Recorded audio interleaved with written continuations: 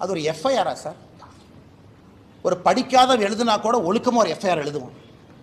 அதில் குற்றம் செஞ்சது அந்த பொண்ணா, குற்றம் செஞ்சது இந்த அயோக்கியனானே சந்தேகமாக இருக்குது. ஏதோ பொண்ணு குற்றம் செஞ்ச மாதிரி எஃப்ஐஆர் எழுதியிருக்கீங்க. அதையெல்லாம் படித்தா ரத்தம் கொதிக்குது.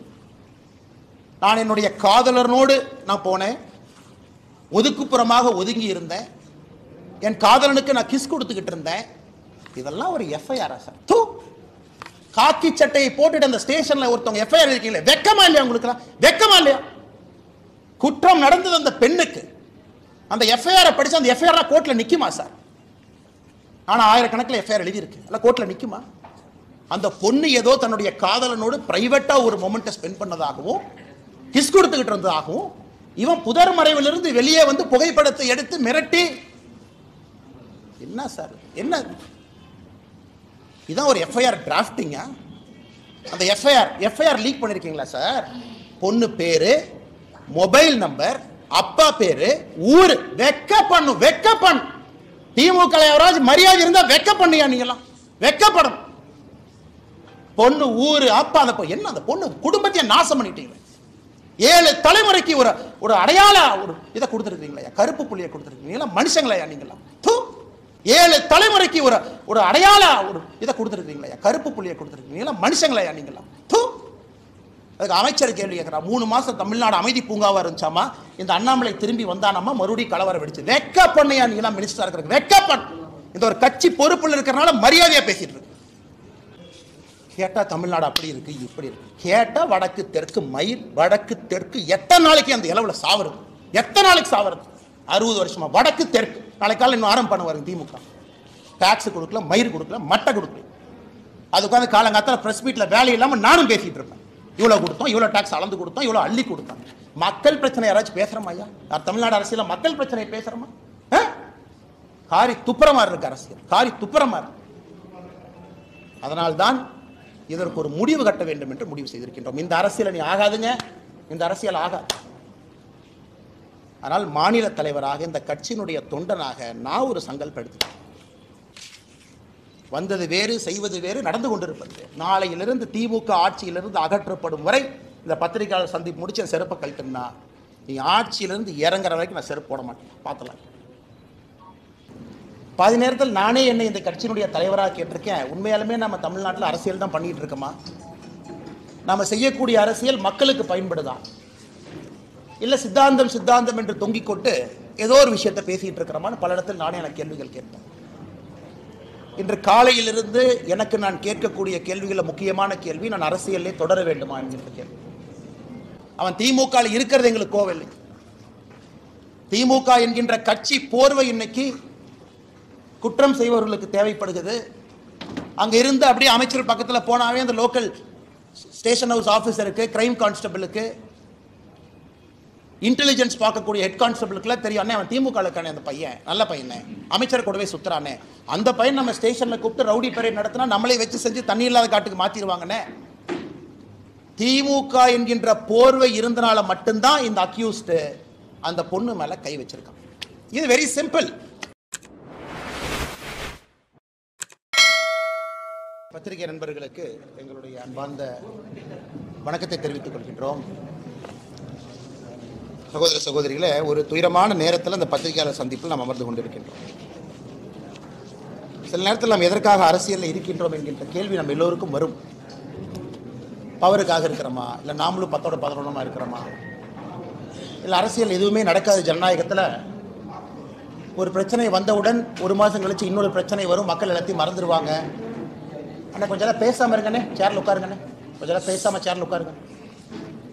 ஒரு பிரச்சனை வந்தவுடன் 1 மாதம் கழிச்சு அடுத்த பிரச்சனை வரும், இதை மறந்துட்டு அடுத்த பிரச்சனைக்கு போயிடும்.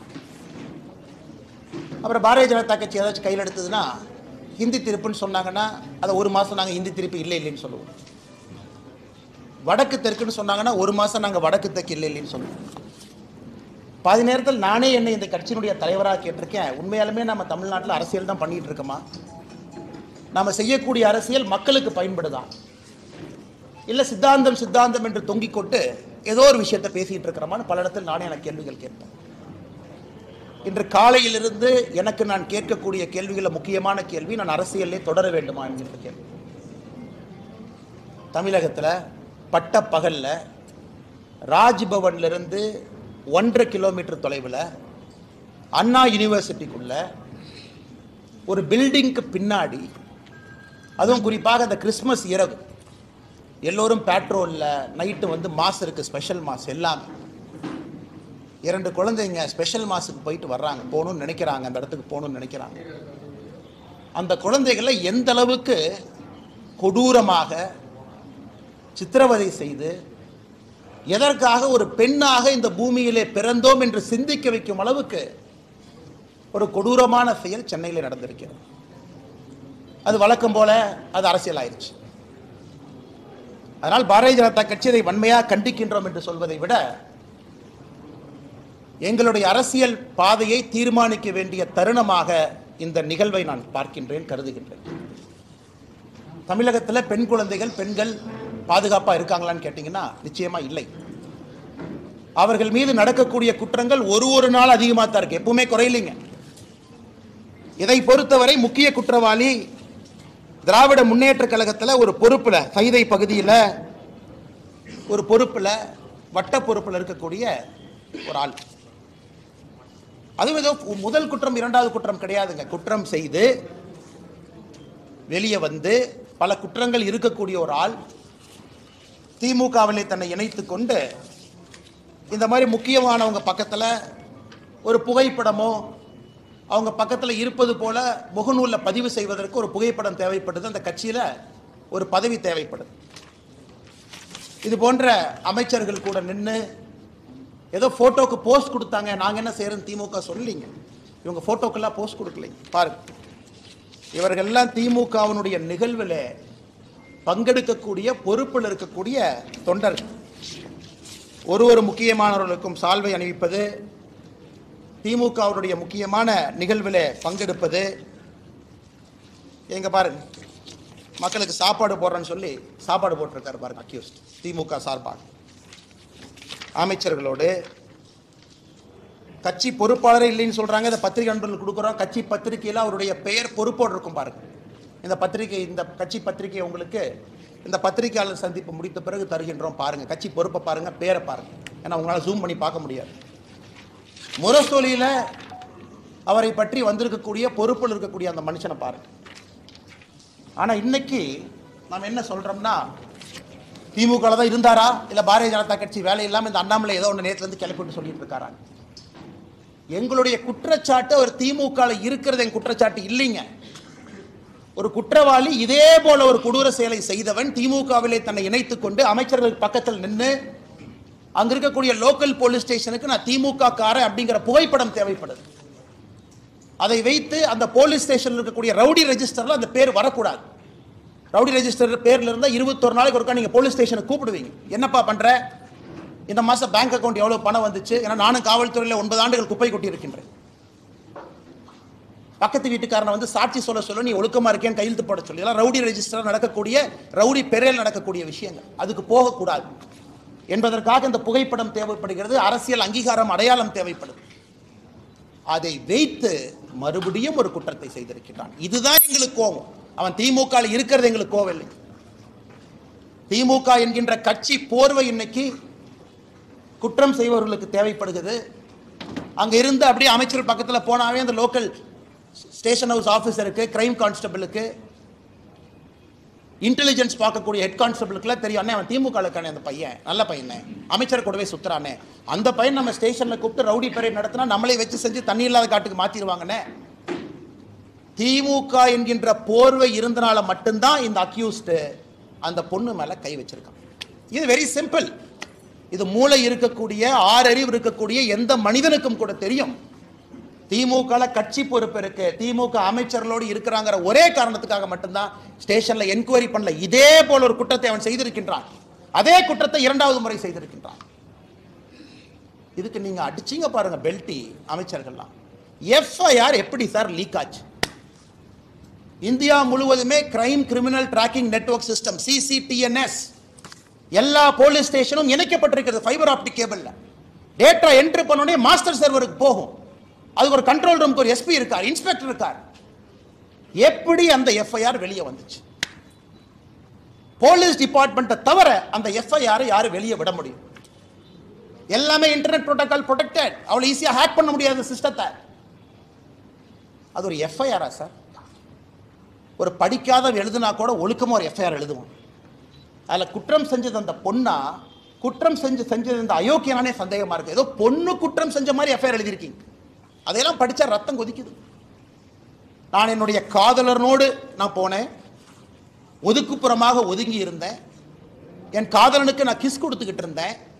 இதெல்லாம் ஒரு எஃப்ஐஆரா சார்? தூ, காக்கி சட்டையை போட்டுட்டு அந்த ஸ்டேஷன்ல ஒருத்தவங்க எஃப்ஐஆர் இருக்கீங்களே, வெக்கமா இல்லையா உங்களுக்கு? வெக்கமா இல்லையா? குற்றம் நடந்தது அந்த பெண்ணுக்கு. அந்த எஃப்ஐஆர் படிச்சு அந்த எஃப்ஐஆர் கோர்ட்ல நிக்குமா சார்? ஆனா ஆயிரக்கணக்கில் எஃப்ஐஆர் எழுதி இருக்கு, அல்ல கோர்ட்ல நிக்குமா? அந்த பொண்ணு ஏதோ தன்னுடைய காதலனோடு பிரைவேட்டா ஒரு மொமெண்ட்டை ஸ்பெண்ட் பண்ணதாகவும் கிஸ் கொடுத்துக்கிட்டு இருந்ததாகவும் இவன் புதர் மறைவிலிருந்து வெளியே வந்து புகைப்படத்தை எடுத்து மிரட்டி, என்ன சார் என்ன இதான் ஒரு எஃப்ஐஆர் டிராஃப்டிங்கா? அந்த எஃப்ஐஆர் லீக் பண்ணிருக்கீங்களா சார்? பொண்ணு பேரு, மொபைல் நம்பர், அப்பா பேரு, ஊரு. வெக்க பண்ணு. திமுக யாராவது மரியாதை இருந்தா வெக்க பண்ணியா? நீங்களாம் வெக்கப்படும். பொண்ணு, ஊரு, அப்பா, அந்த என்ன அந்த பொண்ணு குடும்பத்தையே நாசம் பண்ணிட்டீங்க. 7 தலைமுறைக்கு ஒரு அடையாள ஒரு இதை கொடுத்துருக்கீங்களா? கருப்பு புள்ளியை கொடுத்துருக்கீங்களா? மனுஷங்களா நீங்களாம்? அதுக்கு அமைச்சர் கேள்வி கேட்கிறார். 3 மாசம் தமிழ்நாடு அமைதி பூங்காவா இருந்துச்சாமா, இந்த அண்ணாமலை திரும்பி வந்தானாமா, மறுபடியும் கலவரம் வெடிச்சு. வெக்க பண்ணியா நீங்களாம் மினிஸ்டரா இருக்கிற? வெக்க பண்ணு. இந்த ஒரு கட்சி பொறுப்புல இருக்கிறனால மரியாதையா பேசிட்டு இருக்கு.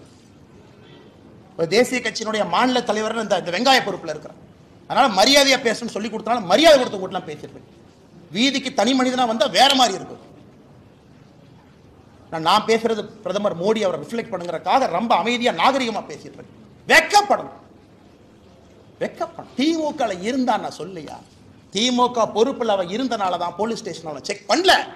அவனை போலீஸ் ஸ்டேஷன்ல செக் பண்ணாதனால தான் அவன் தைரியமா வெளியே வந்தான். அவன் தைரியமா வெளியே வந்து அந்த எஃப்ஐஆர் படிச்சா ரத்தம் கொதிக்கல. நமக்கு ரத்தம் கொதிக்கல. என்ன எஃப்ஐஆர் டிராஃப்ட் பண்ணிருக்கீங்க? என்ன எஃப்ஐஆர் டிராஃப்ட் பண்ணிருக்கீங்க? கேட்டா தமிழ்நாடு அப்படி இருக்கு, இப்படி இருக்கு. கேட்டா வடக்கு தெற்கு மயில், வடக்கு தெற்கு எத்தனை நாளைக்கு அந்த இளவுல சாவுறது? எத்தனை நாளைக்கு சாவுறது? 60 வருஷமா வடக்கு தெற்கு. நாளைக்கு காலையில் இன்னும் ஆரம்பம் பண்ணுவாரு திமுக. டாக்ஸ் கொடுக்கல, மயிர் கொடுக்கல, மட்டை கொடுக்கல. அது உட்காந்து காலங்காத்தால பிரஸ் மீட்ல வேலை இல்லாம நானும் பேசிட்டு இருப்பேன். இவ்வளவு கொடுத்தோம், இவ்வளவு டாக்ஸ் அளந்து கொடுத்தோம், இவ்வளவு அள்ளி கொடுத்தோம். மக்கள் பிரச்சனை யாராச்சும் பேசுறோமா? ஐயா, தமிழ்நாடு அரசியல மக்கள் பிரச்சனை பேசுறோமா?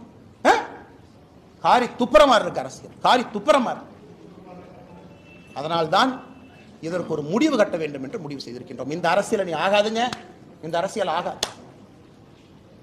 ஆனால் மாநில தலைவராக இந்த கட்சியினுடைய தொண்டனாக நான் ஒரு சங்கல்பம் எடுத்துட்டேன். ஐயோ கட்சினா வந்து ஆர்ப்பாட்டம் பண்ணுவாங்க. எத்தனை ஆர்ப்பாட்டம் பண்றியா? சென்னையில் ஆர்ப்பாட்டம் பண்ண போனா முன்னாள் ஆளுநர் அரெஸ்ட் பண்ணி உள்ள வச்சிருக்கேன், நாயை பிடிக்கிற மாதிரி பிடிச்சு. மாநிலத்தினுடைய துணைத் தலைவர் கருணாகராஜன், எங்களுடைய சகோதரர், எத்தனை டைம் பாரதிய ஜனதா கட்சி எத்தனை டைமே அரெஸ்ட் பண்ணுவீங்க? நாங்கள் எங்களுக்கு தனியாக எங்களுக்கு வீட்டுக்கு ரோடு போடுன்னு ஆர்ப்பாட்டம் பண்றோமா? இல்லை எங்கள் வீட்டுக்கு தண்ணி சிறுவாணி தண்ணி வரலின்னு ஆர்ப்பாட்டம் பண்றோமா? கைது பண்ணி நைட்டு 11:30 வரைக்கும் டாய்லெட் இல்லாத மண்டபத்தில் பார்த்து அடைச்சி வச்சு எத்தனை சித்திரவதை தொண்டாங்க பண்ணி அனுப்பிப்பாங்க. அதனால இன்னி உங்களுக்கு இந்த ஆர்ப்பாட்ட வேலையெல்லாம் இல்லை. இன்னிலிருந்து நாங்கள் வேற மாதிரி தான் உங்களை டீல் பண்ண போறோம். நாங்கள் ஆர்ப்பாட்டம் பண்ண கலெக்டர் ஆஃபீஸ்க்கு வருவோம். எங்கள் ஆளு எல்லாம் காலங்காத்தால 8 மணிக்கு கிளம்பி வருவாங்க. நீங்கள் அப்படியே ஒரு 1000 போலீஸை போட்டு நாய் பிடிக்கிற மாதிரி 2 பேர்த்த பிடிச்சிட்டு போகலாம். நாளையிலிருந்து ஆர்ப்பாட்டம் அப்படி கிடையாது. ஒரு வீட்டுக்கு வெளியே ஆர்ப்பாட்டம் நடக்கும். நீ 10,000 போலீஸ் இறக்கியா பார்த்துடலாம். நான் என்ன ஒரே இடத்துல அப்படியே என் தொண்டனை கூட்டிட்டு வருவேன், லட்டம் தர மாதிரி அமுத்திட்டு போயிடுவீங்க. நீங்கள் ஒரு வீட்டுக்கு முன்பு நாளை பாரதிய ஜனதா கட்சியின் தொண்டன் காலையில் 10 மணிக்கு வெளியே வந்து நிற்பான். தன்னுடைய தாய்க்காக சகோதரிக்காக குரல் கொடுப்பான். இந்த அண்ணாமலை நாளைக்கு என்ன செய்ய போறேன்னு சொல்ற கேட்டு எல்லா பலத்தையும் பயன்படுத்திட்டோம், பேசிட்டோம். என்ன உங்க கையில ஊடக பலம் இருக்கு, உங்க கையில சினிமா துறை இருக்கு. ஒரு படத்தை எடுத்து வடக்கு தெற்கு நீ பிரிச்சுனா வேலை முடிச்சு போச்சு. உனக்கு உங்க கையில எல்லாம் விருது கொடுக்கறதுக்கு பேசுறதுக்கு ஆளு இருக்கிறாங்க. சமூக நீதினு பேசுறதுக்கு 10 பேர் இருக்கா. பாரதிய ஜனதா கட்சினா சமூக நீதி இல்லைன்னு பேசுறதுக்கு 50 பேர் இருக்கா. ஆனால் நாளை எனக்கு நானே சாட்டை அடி கொடுக்கக்கூடிய நிகழ்வை காலை 10 மணி என்னுடைய வீட்டுக்கு வெளியே நான் நடத்தப்போம். நான் எனக்கு முருகபெருமானுக்கு சூர சம்ஹார பெருமை இந்த தீவிரம்லாம் அழிக்கணும். நாளை காலை 10 மணிக்கு மாநில தலைவராக என்னுடைய இல்லத்திற்கு வெளியே நான் நின்று சாட்டையால் என்னை 6 முறை நான் அடித்துக் கொள்ள போகிறேன். சாட்டை என்னை அடிச்சுக்கிட்டேன். நாளையிலிருந்து திமுக என்கின்ற கட்சி தமிழகத்தில் ஆட்சியிலிருந்து அகற்றப்படும் வரை நான் செருப்பு போட மாட்டேன். செருப்பு போட மாட்டேன். அந்த அரசியல் நாடு 3 வருஷம் பண்ணி பார்த்துட்டேன். அது ஒரு முடிவு வரணும். இன்னைக்கு முடிவு வந்தே ஆகும். சும்மா இத்தனை நாளைக்கு எத்தனையாக நானும் வண்டி ஓட்டுறது. வந்தது வேறு, செய்வது வேறு, நடந்து கொண்டிருப்பது. நாளையிலிருந்து திமுக ஆட்சியிலிருந்து அகற்றப்படும் வரை இந்த பத்திரிகையாளர் சந்திப்பு முடிச்சு செருப்பை கழித்தோம்னா நீ ஆட்சியிலிருந்து இறங்குற வரைக்கும் நான் செருப்பு போட மாட்டேன். பார்த்துலாம். நாளையிலிருந்து 48 நாட்கள் நான் விரதம் இருக்க போகிறேன். பிப்ரவரி 2வது வாரம் முடியும். 6 படை வீட்டுக்கு நான் போக போறேன். முருகபெருமான்கிட்ட முறையிட போறேன். எல்லாத்திட்டையும் முறையிட்டாச்சு. நேஷனல் கமிஷன் ஃபார் உமன் முறையிட்டாச்சு. காலகட்டத்தில் வேலையெல்லாம் உட்காந்து லெட்டர் எழுதியிருக்கேன். பாருங்க 3 பேஜ் வேலையெல்லாம். அம்மா வாங்கம்மா, தயவு செஞ்சு பிடிங்கம்மா, இவங்கெல்லாம் வயலேட் பண்ணிட்டாங்கம்மா, செக்ஷனாக பாருங்கம்மா. எத்தனை கடிதம் எழுது. ஹியூமன் ரைட்ஸ் கமிஷன் 15 கடிதம் எழுதியாச்சு. நேஷனல் கமிஷன் ஃபார் உமனுக்கு எழுதியாச்சு. வேலையெல்லாம் உட்காந்து எழுதி ட்விட்டரில் போடுறதுதான் வேலை. இன்னி பார்த்துக்கலாம் அரசியல். இன்னி பார்த்துக்கலாம். நாகரிகமான அரசியல். இந்த பவுண்டு பை நீங்கள் அநாகரிகமாக பேசுறீங்கல்ல, சோசியல் மீடியாவில் குடும்பத்தை எடுக்கிறீங்க, என்ன வேணாலும் நீங்கள் பேசுவீங்க. கேட்டால் அப்படியே கட்சி போறவைக்குள்ள ஒளிஞ்சுக்குவீங்க. நாளையிலிருந்து என்னுடைய அரசியலும் அப்படித்தான் இருக்கும். இந்த மாநில தலைவர் கட்டுப்பாடு, இனி ஆரோக்கியமான அரசியல், விவாதம், மரியாதை. அதெல்லாம் எதுக்கு மரியாதை கொடுக்கணும்? எதுக்கு மரியாதை கொடுக்கணும்? பெண்களுக்கு, குழந்தைகளுக்கு பாதுகாப்பு இல்லாத ஒரு மாநிலத்தில் எதுக்கு உனக்கு மரியாதை கொடுக்கணும்? எதுக்கு மரியாதை கொடுக்கணும்? அரசியல் கட்சியில் நீ மரியாதை வெங்காயம்லாம் கிடையாது. ஆனால் நீங்கள் வாங்கின இந்த இஷ்யூ பேசுங்க. எத்தனை இஷ்யூங்க தமிழ்நாட்டில் பேசுறது? ஆனால் டங்ஸ்டன் இஷ்யூ டெல்லிக்கு போங்கன்னா எத்தனை டைமுங்க போகிறது? ஆனால் மீத்தேன் பிரச்சனை ஆச்சுன்னா டெல்லிக்கு போங்கன்னா எத்தனை டைம் போகிறோம்? எத்தனை போகிறது? வேறு வேலை இதே தான் வேலைங்க. அதனால் நாளை எனக்கு நானே சவுக்கடி காலை 10 மணிக்கு என்னுடைய இல்லத்திற்கு வெளியே நான் கொடுத்துக் கொள்கின்றேன். பாரதிய ஜனதா கட்சியினுடைய எந்த தொண்டனையும் இதை நீங்கள் செய்ய வேண்டாம் என்று நான் அன்போடு சொல்லுகின்றேன். நீங்கள் யாரும் செய்ய, வீட்டுக்கு வெளியே வந்து நிற்க வேண்டியது உங்களுடைய கடமை. ஒரு சகோதரியோடு, சகோதரனோடு, அவர்களோடு நாங்கள் இருக்கின்றோம் என்று உணர்த்த வேண்டியது நம்முடைய கடமை. தீய சக்தி அழிக்கப்பட வேண்டும். தமிழகத்தில் அழிக்கணும், வேறு வழி இல்லைங்க. வழி படிக்கிறேன் பாருங்க. எத்தனை கேங் ரேப், எத்தனையா பண்ணுவீங்க, என்னையா பண்ணுவீங்க தெரியாம கேட்குறேன். 14/8/2024 gang rape of M woman accused யார்? கவிதாசன். என்ன நடத்தினா? Udhayanidhi Stalin fan club Orathanadu. 2/1/2023 youth wing of DMK sexual assault of woman police constable. லட்சணத்தை பாருங்க, விளங்கி. 22/3/2022 gang rape of 22-year-old woman in Virudhunagar after blackmailing her ஒரு வீடியோ. எல்லாம் பாருங்க. கேட்டால் கட்சி அப்படி யாருமே இல்லை, எல்லாம் பொய் சொல்கிறாரு. அண்ணாமலை வந்ததுக்கப்புறம் இது வேலை இல்லாமல் செய்கிறாரு. அதனால் பத்திரிகை நண்பர்களே, வேறு வழி எங்களுக்கு இல்லை. மக்களுடைய கவனத்தை ஈர்ப்பதற்கு எங்களுக்கு வழி இல்லை. இது சாமானிய மிடில் கிளாஸ் பையன் கொதிக்கணியா? மிடில் கிளாஸ் ஆள் எந்திரிக்கணும். அவன் எந்திரிக்காமல அரசியலில் எந்த மாற்றம் இல்லை. சும்மா அப்படியே பேசிட்டே வண்டி ஓட்ட வேண்டியதான்.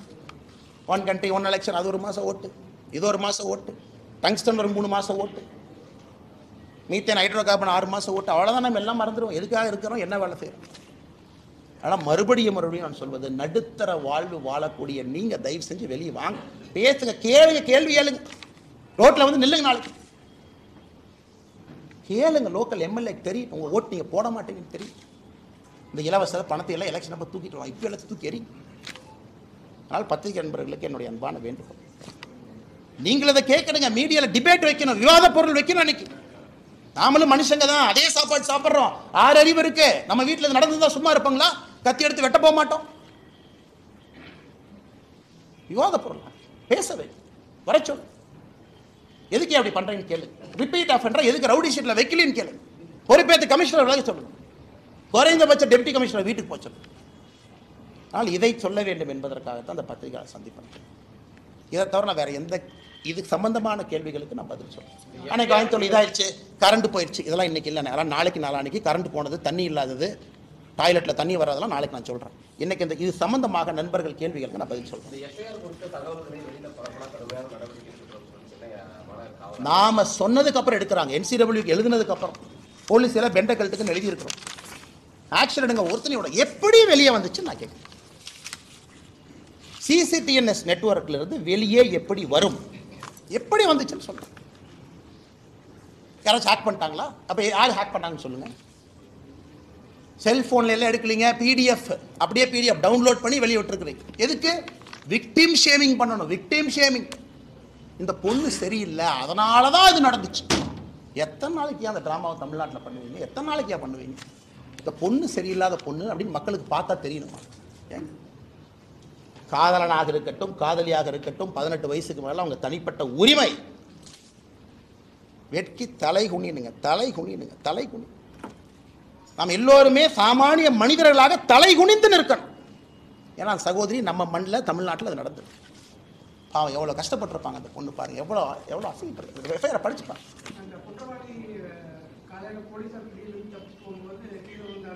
என்ன வெங்காயங்க, என்ன வெங்காயங்க? ஒரு கான்ஸ்டபிளை கூப்பிட்டு ஒரு அடினா கை உடைய, ஒரு அடினா கால். இது பனிஷ்மெண்ட்டா? இது பனிஷ்மெண்ட்டா? ஒரு மாவு கட்டு போட்டு எடுத்து ஃபோட்டோ கொடுத்துட்டா அப்படியே மக்களுடைய கோபம் அப்படியே தணிஞ்சு, அப்பா அவனுக்கு வந்து பாருப்பா கை ஒரு கை உடஞ்சிருச்சு, மாவு கட்டி போட்டிருக்காங்க, கால் ஒரு கால் உடஞ்சிருச்சு, மாவு கட்டு போட்டாங்க.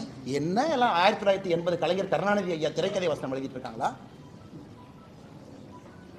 உண்மையான அரசா இருந்தா 10 நாள்ல சார்ஜ் ஷீட் போடு, 11வது நாள்ல ஸ்பெஷல் கோர்ட்டை கூப்பிட்டு 15வது நாள் தண்டனை கொடு. நான் சொல்றேன், இந்த டிராமால எங்களுக்கு வேண்டாம். மாவு கட்டு போட்டேன், கையை உடைச்சேன், கால் உடைச்சேன், இந்த டிராமால வேண்டாம் சார். 7 நாள்ல ட்ரையல் நடந்த கேஸ் இந்தியாவில் இருக்கு சார். 5 நாள்ல சார்ஜ் ஷீட் போட்டிருக்காங்க சார். ஒரே நாள்ல ட்ரையல் முடிச்சிருக்காங்க சார். நீங்க நினைக்கிற மாதிரி 1 வருஷம் 2 வருஷம் இல்ல, 10 நாள்ல ஒரு சார்ஜ் ஷீட்டை போட்டு ட்ரையல் நடத்தி தண்டனை வாங்கி கொடுக்க முடியும். பண்ணீங்களா? பிரிசன் மினிஸ்டர் என்ன சொன்னார் ரகுபதி? அண்ணாமலைக்கு பொய் சொல்வது மட்டும்தான் வேலையா? காலையாக தான் வேலை. அவங்க வீட்டில் நேர்ந்து விட்டுருக்காங்க. எங்கள் அம்மா ரகுபதி வீட்டில் நேர்ந்து விட்டுருக்குறாங்க. பொய் சொல்கிறது மட்டும்தான் காலையிலேருந்து இரவு வரை இதான் எனக்கு வேலை. ஏயா பிரிசன் துறையை கையில் வச்சிருக்கிறேன், ஒழுக்கமாக ஒரு வேலையை செஞ்சுருக்கியா? அது வரைக்கும் தெரியாமல் நான் கேட்குறேன். ஒழுக்கமாக செஞ்சுருக்கீங்க. எங்கள் வேலை நாயை போல தப்பு பண்ணால் கொண்டு வந்து மக்கள்கிட்ட வைக்கிறதா எங்கள் வேலை. பதில் சொல்கிறது உங்கள் வேலை. ஆளுங்கட்சிக்கார victim shaming, victim shaming, FIR copy release, இதெல்லாம் நம்ம முறை சொல்லல. வேலையெல்லாம் எழுதுனீங்களா அவன் பேர்? பத்திரிகையில் சும்மா அதே அச்சில் போய் பத்திரிக்கை போய் அதே ஞானசேகரன் பேர் அடிச்சுட்டு அதே வெளியே வந்துச்சுங்களா? சிட்டி ரோபோட் மாதிரி ஏதோ ஒன்று அறிவாளர் உட்காந்துருக்காங்களா இதில்? அதனால் இது கம்பீரமாக எடுத்துக்கணுங்க. அது ரொம்ப தப்பு பண்ணுறேங்க. நாம் ஒன்னொன்னும் அடுத்து அதை விட கொடூரமாக இருக்கிறனால முன்னாடி நடக்கிறத மறந்தாச்சு. இதை விட அது கொடூரமாக இருந்துச்சுங்க, அதனால் இதை மறந்துறாங்க. அதனால தான் வேறு வழி இல்லாமல் எங்களை நாங்களே வருத்தி கொண்டு முருகபெருமான்கிட்ட போய் முறையிறோம். வேற என்னங்க வழி சொல்லுங்கண்ணா?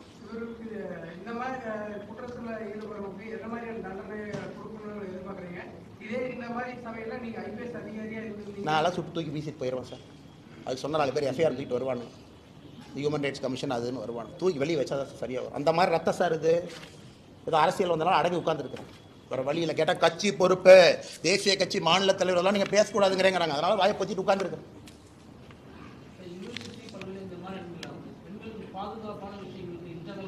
சார் நிர்பயா ஃபண்டு கொடுத்துருக்கோம் சார், நிர்பயா ஃபண்டு கொடுத்துருக்கோம் சார், 1000 கோடி கொடுத்துருக்கோம் சார். ஏன் சார் ஒரு அண்ணா யூனிவர்சிட்டியில் தமிழ்நாட்டினுடைய பழமையான இன்ஜினியரிங் காலேஜில் ஒரு லோட்டஸ் சிசிடிவிக்கு ஒயர் கனெக்ஷன் இல்லைன்னு சொல்றியா? வெக்கப்படலையா? யாரு எங்கேயுமே கனெக்ஷன் இல்லை. அப்ப நிர்பயா ஃபண்டு எங்க போச்சு? நிர்பயா ஃபண்டு கொடுத்ததே இதுக்கு தானே. நிர்பயா ஃபண்டு எதுக்கு கொடுத்தோம்? முதலமைச்சர் வீட்டுக்கு போற சாலையில 4 சிசிடிவி போடுற கொடுத்தோமா? எதுக்குங்க நிர்பயா ஃபண்டு கொடுத்தோம்? இதுக்கு தாங்க கொடுத்தோம். அடிப்படையே இல்லை. கேட்டா யூஜிசி கமிஷன் நாமினி வரணுமா? ஏன் உனக்கு அண்ணா யூனிவர்சிட்டியில சிசிடிவி வைக்கிற துப்பு இல்லை, நீ யூஜிசி கமிஷன் நாமினியை பத்தி பேசிட்டு இருக்க? வெக்கமால உனக்கு? வெக்கமால? யூஜிசி கமிஷன் நாமினி வந்தாங்கன்னா, இந்த சந்தான முதல்ல பேசுவார்ல லொல்லு சபால, இந்த யூஜிசி கமிஷன் அப்படியே வந்தாங்கன்னா, கொடுத்ததுல ஒரு யூனிவர்சிட்டிக்கு சிசிடிவி கேமரா வாங்கி மாட்டியாடு.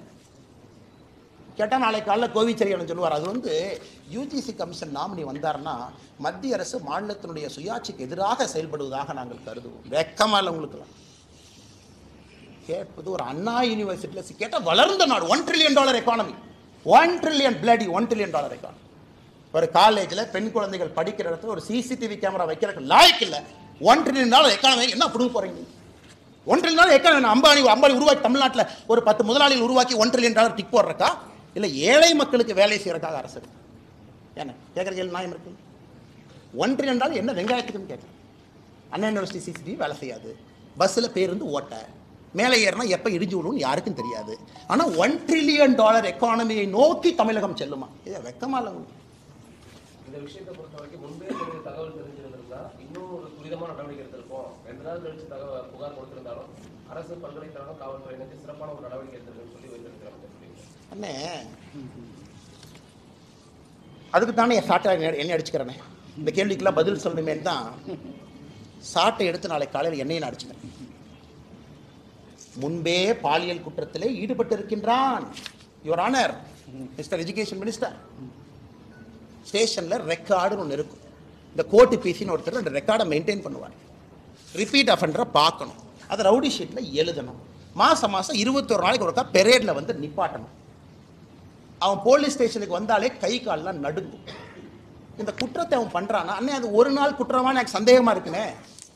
அந்த எஃப்ஐஆரை படித்து பார்த்தா அது ஒரு பொண்ணுக்கு மட்டும்தான் அது நடந்தால் எனக்கு சந்தேகமாக இருக்கு. அதே இடம் அதே புஷ் திடீரென்ற உள்ளே வெளியே வந்தான் மாயாவி போல. எஃப்ஐஆரை டிராஃப்ட் பண்ணிக்கிறாங்க. இந்த விரச கதைகள்லாம் படிப்பாங்கல்ல, அது கூட இதை விட நல்லா எழுதுவாங்க. அதனால தான் நான் இவ்வளவு வேகமாக செல்வதற்கு காரணம், இன்னி நாங்கள் அரசியலை மாற்ற போகிறோம். இனி சித்தாந்தம் லொட்டு லொசுக்கு நார்த்து சவுத்து இதெல்லாம் நீ வேலைக்கு ஆகாது. அதெல்லாம் வேலைக்கு ஆகாது. இவ்வளோ தூரம் பேசுவேன். நாளைக்கு காலையில் வந்து மத்திய அரசு டேக்ஸை குறைச்சி கொடுத்துட்டாங்கம்மா. நான் என்ன சொல்லுவேன், காலிலேருந்து தொண்டை தண்ணி கிளிய அது ஏன் கொடுத்தோம்னா அது டைரக்ட் டேக்ஸ் என்ன, அது இன்டைரக்ட் டேக்ஸ் என்ன, ஜிஎஸ்டி வசூல் என்ன, ஒரிசாக்கு எவ்வளோ போச்சு, குஜராத்துக்கு எவ்வளோ போச்சு, 3 மணி நேரம் பேசிட்டு நானும் படுத்து தூங்கிடுவேன், நீங்களும் படுத்து தூங்கிடுவேன். பெண்களுக்கு எதிரான குற்றங்கள் அங்கங்கே நடந்துக்கிட்டே இருக்கு. இன்னும் இது வேலைக்காக சார். இவங்க புறமையை பிடிக்கணும், வேற மாதிரி அரசியல் பண்ணணும். சொல்லுங்கண்ணா.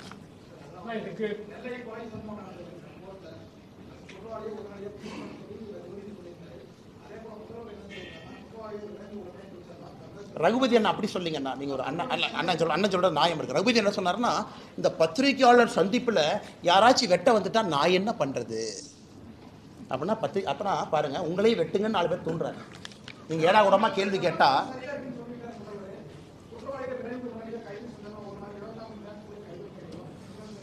அண்ணா பப்ளிக் பிளேஸில் ஒருத்தர் வெப்பன் கொண்டு வர்றான். எப்படி கொண்டு வர்றான்?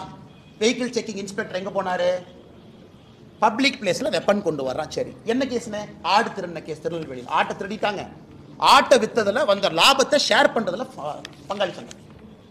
பப்ளிக்கில் வெப்பனை கொண்டுட்டு கோர்ட்டு பிரிமைஸ் வாசலுக்கு வர்றான், which is a sanctified zone.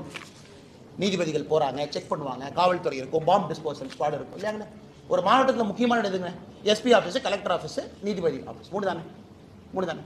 அங்கே உன்னால் பாதுகாப்பு கொடுக்கணும் அண்ணா. 80% of police is prevention of crime. குற்றத்தை தடுப்பதற்கு தான் 80% வேலையோ தவிர குற்றம் செய்த பிறகு வெத்தலை பாக்கு வச்சு அதுக்கெல்லாம் பழத்தை வச்சு சூடத்தை பற்றி வச்சு அண்ணே குற்றவாளி அண்ணே வாங்க. எப்படி வேலூரில் அரெஸ்ட் பண்ணாங்க? பாரதிய ஜனதா கட்சி தொண்டை விட்டல்குமார் வெட்டியாச்சு. நான் தொண்டை தண்ணி கிளிய சொல்கிறேன், அண்ணே அவங்க பஞ்சாயத்து தலைவர் தானே கொன்னது. இல்லை பஞ்சாயத்து தலைவர் ரொம்ப நல்லவர் கொண்டு. அடுத்த நான் அக்யூஸ் 2 பேர் கோர்ட்டில் போய் சரண்டராருக்கு நல்ல நேரம் பார்த்துட்டு இருக்கான். அதை நான் ட்விட்டரில் ஃபோட்டோ பாருங்க பாரு, ஏன் வந்து அக்யூஸ் 2 பேர் உட்காந்து போய் பிடிச்சிட்டு வாங்க. வெட்டமாங்க. ரகுபதி அண்ணன் பேசுறதுல ஒரு பேச்சு அண்ணன் பேசுறது, அவர் பேசுறது ஒரு அமைச்சர் பேசுற அழகா இருக்கு. இல்லைன்னு சொல்லுங்க, இல்லைன்னு சொன்னா நான் ப்ரூஃபை கொடுக்குறேன். அவங்க கட்சியில் இருந்தா பொறுப்புல இருந்தா நான் சொல்றேன். அது இதுக்கு இந்த விதண்டாவாதமா திருப்பி விட்டுட்டு இங்கே ஏன் திருப்பி விட்டு இதான் நான் கேட்குற கேள்வி. ஆனால் பத்திரிகை நண்பர்களுடைய நெஞ்சத்தையும் தொட்டுத்தான் நான் சொல்றேனே. உங்களுக்கு சார்பாகவும் நான் பேசுகிறேன். பத்திரிகையாளர் சந்திப்பில் ஒருத்தர் வெட்ட வந்துட்டா நான் என்ன பண்ணுவேன்னா, அப்போ அந்த பொறுப்புக்கு நீ லாயக்கில்லை, ரிசைன் பண்ணிட்டு வீட்டுக்கு போயான்னா. நாங்கள் அமைச்சர்களாக இருந்து பத்திரிகையாளர் சந்திப்பில் ஒருத்தர் வெட்ட வந்தானா முதல்ல அவனை வெட்டுவோம்.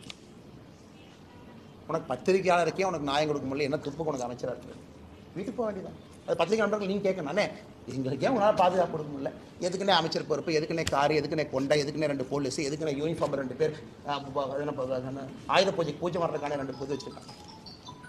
அதனால் பத்திரிகை நண்பர்களுக்கு வணக்கத்தை தெரிவித்து நன்றியை தெரிவித்து, ரொம்ப சீரியஸான இஷ்யூங்கண்ணே. நான் டைவர்ட் ஆகி வேறு இடத்துக்கு போக விரும்பலிங்கண்ணே. நாளை காலை 10 மணிக்கு உங்களை சந்திக்கிறோங்கண்ணே. பாரதிய ஜனதா கட்சியினுடைய தொண்டர்கள் தமிழகம் முழுவதும் எல்லா இடத்துலையும் இருப்பாங்க. காலைல 10 மணிக்கு வீட்டுக்கு வெளியே வந்து ஆர்ப்பாட்டம் பண்ணுவாங்க, போராட்டம் பண்ணுவாங்க. பொதுமக்களும் கலந்து கொள்ள வேண்டும் என்று அன்போடு கேட்டுக்கொண்டாங்க.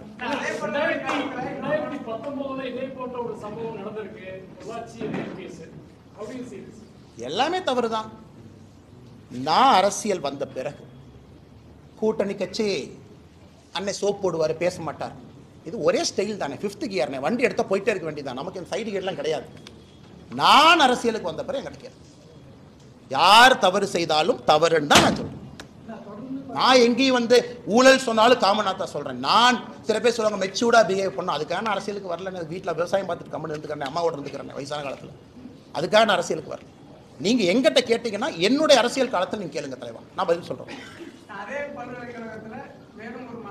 எனக்கு சந்தேகம் இது வருண்ணே இதெல்லாம் வரும்.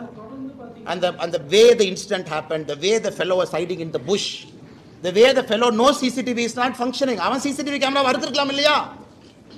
அதனால CCTV அடுக்கிறதுல வெங்காயம் ஆனாரு, ஒரு குக்கி போட்டு எடுத்த கேமரா அறுத்து போயிருக்கு. அவ்வளவு கான்ஃபிடென்ட்டா ஒருத்தன் அந்த புஷ்ஷுக்குள்ள இருந்து வெளியே வர்றான். அதுவும் அந்த எஃப்ஐஆர்ல சொல்றாங்க, என்னை இந்த வழியிலே அழைத்து சென்றான்னா அவனுக்கு ரூட்டும் தெரிஞ்சிருக்கு. இந்த பில்டிங்க்கு ஒதுக்குப்புறமாக என்னை அழைத்து சென்றானா எந்த பில்டிங்க்கு பின்னாடி போகணும்னு தெரிஞ்சிருக்கு. அதை பார்த்து கூட காவல்துறை இவன் ரிப்பீட் அஃபெண்டர், மாட்டினது ஒருக்கா ரெண்டு முறை, மாட்டாதது 10 முறை 15 முறைன்னு புரிஞ்சுக்கிட்டாவே பிரச்சனை முடிஞ்சுதானா? நன்றிங்க.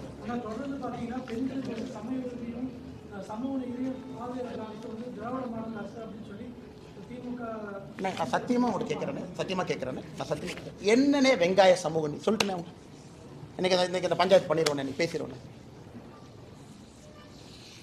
பட்டியலிடத்திலிருந்து வந்திருக்கக்கூடிய அமைச்சர் பெருமக்கள் திமுக என்ன பண்ணி வச்சிருக்கீங்க? மொத்தம் இருக்கிறதே 35 அமைச்சர். 35வது பட்டியலிடத்திலிருந்து வந்திருக்கிறவங்க 35வது பொசிஷன். பட்டியலிடத்திலிருந்து வந்திருக்கக்கூடிய இன்னொரு அமைச்சர் 34வது பொசிஷன். பட்டியலிடத்திலிருந்து வந்திருக்கக்கூடிய இன்னொரு அமைச்சர் 32வது பொசிஷன். பட்டியலிடத்திலிருந்து வந்திருக்க இன்னொரு அமைச்சர் 28வது பொசிஷன். 28, 32, 34, 35 இதான். நான் கேட்கிறேன்னே, ஏன்பா ஒரு பட்டியலின சகோதர சகோதரி ஒரு துணை முதலமைச்சர் ஆக்கின்றா எவ்வளவு கம்பீரமா இருக்கு. நாங்கள் முதலமைச்சர் ஆக்குகின்றோம், ஜனாதிபதி ஆக்குகின்றோம். ஏன்னா எங்களுக்கு ஜனாதிபதி ஆக்கணும், எல்கே அத்வானி ஐயா நாங்க ஏன் ஆக்கல தெரியாம கேட்கிறோம். பொருத்தமானவர், கட்சியினுடைய ஐடியோலால். நீங்க யாரா பிரதீபா பட்டீல் அம்மா வாக்குனீங்க? காங்கிரஸ் கேட்கறீங்களா? சமூக நீதி பத்தி பேசுறதுக்கு வெட்க பண்ணுமையா? நீங்களா கட்சியில் இருக்கக்கூடிய சித்தாந்த பெரியவர்களை ஆக்காம, கிடைத்த முதல் வாய்ப்பு இஸ்லாமியர் ஏபிஜே அப்துல் கலாம், கிடைத்த 2வது வாய்ப்பு ராம்நாத் கோவிந்த் ஐயா பட்டீலின சகோதரர், 3வது வாய்ப்பு திரௌபதி முர்மு அம்மா பழங்குடியா. பார்த்து கத்துக்கங்கய்யா. பத்திரிகையில சும்மா வந்து அப்படி கரவேட்டை கட்டிக்கிட்டு வந்து பாஜக சமூக நீதிக்கு எதிரி. எத்தனை நாளைக்கு இந்த பஞ்சாயத்து பண்றீங்க? நேத்து ஒரு தேவாலயத்துக்கு போறேன், ஒரு தேவாலயத்துக்கு போக விட மாட்டாங்க. அதான் பத்திரிகை நண்பர்கிட்ட இந்த தேவாலயத்தை சொல்லிட்டு இந்த தேவாலயத்துக்கு போக வேண்டியதாக போச்சு. லெஃப்ட்ல வண்டி திரும்ப இண்டிகேட்டர் போட்டு ரைட்ல போயிட்டேன். ஏன்னா அங்கே வந்து அந்த ஃபாதரை மிரட்டுவாங்க. ஒரு சர்ச்சில் போய் ஒரு கிறிஸ்மஸுக்கு அவர்களுக்கு வாழ்த்து சொல்லி 1 மணி நேரம் மாஸ் அட்டன் பண்ணுறதுக்கு எத்தனை போலீஸ் போட்டு வச்சிருக்காங்க? 1000 போலீஸ் போட்டு வச்சிருக்காங்க. அதெல்லாம் இந்த அண்ணா யூனிவர்சிட்டி பக்கம் திருப்பி இருந்தீங்கன்னா எவ்வளோ நல்லா இருக்கும். நல்லா கேட்குறேன். பாஜகனா இப்படித்தான் அடைச்சி வச்சிரு. அதை யாராச்சும் உடைக்க முயற்சித்தாங்கன்னா முதல்ல அவர் அடைய. சமூக நீதி பற்றி கேட்குறேன். ஆனால் சமூக நீதியை பற்றி வர சொல்லுங்க. நான் திமுக யாரை வேணாலும் பேசுவேன். ஒரு அமைச்சர்லேருந்து மேலே யாரோ வர சொல்லுங்க. நீ சமூக நீதி என்ன பண்ணியிருக்க பேசுவோம், நாங்கள் என்ன பண்ணியிருக்கோம் பேசுவோம். தமிழ்நாடு மக்கள் பார்த்து முடிவு. அங்கே சமூக நீதிக்கு எதிரி எதிரி எதிரி தொடர்ந்து நீங்கள் பேசுறீங்க. வந்து பேச பார்க்க என்ன எதிரி? தமிழ்நாட்டில் $470 மில்லியன் எக்கானமி, 500 மில்லியன் கீழே இருக்கும், $500 பில்லியன் கீழே இருக்கும். இரட்டை டம்ளர் பீகாரில் இல்லைன்னா இரட்டை டம்ளர் சிஸ்டம்னு, பீகாரில் இல்லைன்னா நான் போகிறேன் பீகார் அடிக்கடி, யூபியில் இல்லைன்னா இரட்டை டம்ளர். ஆய்வறிக்கை சொல்லுது தமிழ்நாட்டில் தான் இரட்டை டம்ளர்னுடைய பயன்பாடு அதிகம். என்ன சமூக நீதி பேசுகிறேன்? சொல்லு, தயவு செஞ்சு சொல்லு. ஆனால் நான் அரசியல்வாதி கேட்குறேன், உங்களுக்கு பேசுகிறேன். பட்டியலிட சகோதர சகோதரி பஞ்சாயத்து பிரசிடென்ட் ஆனால் கொடியேற்ற முடியாது. தமிழ்நாட்டில் தான் ஹையஸ்ட். யூபியில் இருக்கா, பீகாரில் இருக்கா? இல்லை. எத்தனை நாளைக்கு இதை பேசி பேசி ஜாதி அரசியல் பண்ணி மத அரசியல் பண்ணி வண்டி ஓட்டுவோம். காலைல 10 மணிக்கு பார்ப்பேன். நன்றியா, நன்றி.